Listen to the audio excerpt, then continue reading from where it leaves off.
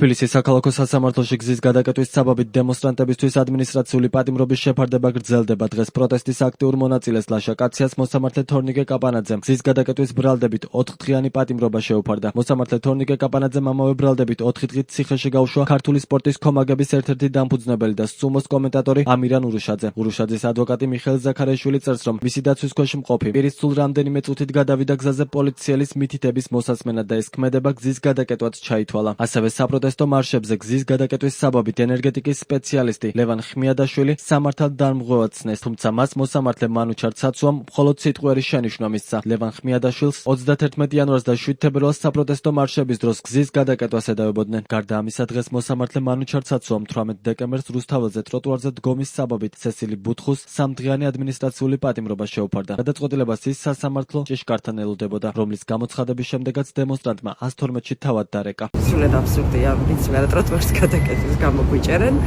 რა თქმა უნდა, მოსალოდნელი იყო, რომ მეც გამიშვებდნენ ციხეში. ყველა ეს რეპრესიული კანონი, რაც ბოლო 1 წელიწადში შემოიღეს გზის გადაკეტვიდან დაწყებული, ტროტუარის გადაკეტვით თუ არ ვიცი, შეფერხებით დამთავრებული, არის იმისთვის, რომ პროტესტი ჩაახშონ.